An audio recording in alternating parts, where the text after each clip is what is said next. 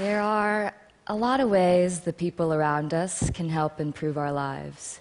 We don't bump into every neighbor, so a lot of wisdom never gets passed on. But we do share the same public spaces. So over the past few years, I've tried ways to share more with my neighbors in public space, using simple tools like stickers, stencils, and chalk. And these projects came from questions I had like, how much are my neighbors paying for their apartments? How can we lend and borrow more things without knocking on each other's doors at a bad time? How can we share more of our memories of our abandoned buildings and gain a better understanding of our landscape? And how can we share more of our hopes for our vacant storefronts so our communities can reflect our needs and dreams today? Now, I live in New Orleans, and I am in love with New Orleans. My soul is always soothed by the giant live oak trees, shading lovers, drunks, and dreamers for hundreds of years. And I trust a city that always makes way for music. I feel like every time someone sneezes, New Orleans has a parade. The city has some of the most beautiful architecture in the world, but it also has one of the highest amounts of abandoned properties in America. I live near this house, and I thought about how I could make it a nicer space for my neighborhood. And I also thought about something that changed my life forever. In 2009, I lost someone I loved very much. Her name was Joan, and she was a mother to me. And her death was sudden and unexpected. And I thought about death a lot. And this made me feel deep gratitude for the time I've had, and brought clarity to the things that are meaningful to my life now. But I struggle to maintain this perspective in my daily life. I feel like it's easy to get caught up in the day-to-day and forget what really matters to you. So with help from old and new friends, I turned the side of this abandoned house into a giant chalkboard and stenciled it with a fill-in-the-blank sentence, "Before I die, I want to."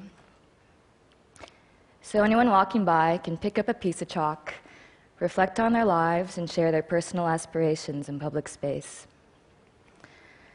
I didn't know what to expect from this experiment, but by the next day, the wall was entirely filled out, and it kept growing. And I'd like to share a few things that people wrote on this wall. Before I die, I want to be tried for piracy.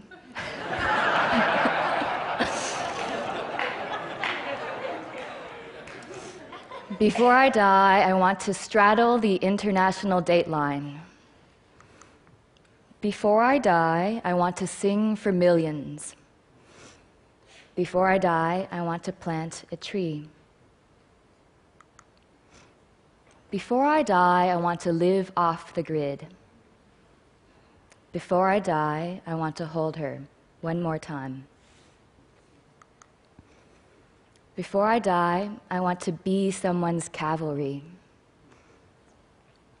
Before I die, I want to be completely myself.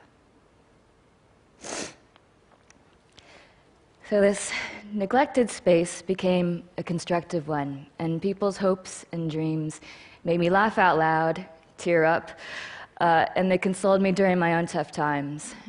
It's about knowing you're not alone. It's about understanding our neighbors in new and enlightening ways. It's about making space for reflection and contemplation and remembering what really matters most to us as we grow and change. I made this last year and started receiving hundreds of messages from passionate people who wanted to make a wall with their community. So my Civic Center colleagues and I made a toolkit, and now walls have been made in countries around the world, including Kazakhstan, South Africa, Australia, Argentina, and beyond. Together, we've shown how powerful our public spaces can be if we're given the opportunity to have a voice and share more with one another. Two of the most valuable things we have are time and our relationships with other people. In our age of increasing distractions, it's more important than ever to find ways to maintain perspective and remember that life is brief and tender.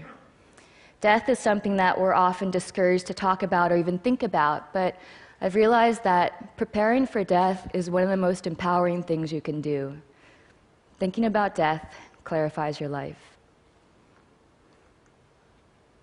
Our shared spaces can better reflect what matters to us as individuals and as a community. And with more ways to share our hopes, fears, and stories, the people around us can not only help us make better places, they can help us lead better lives. Thank you.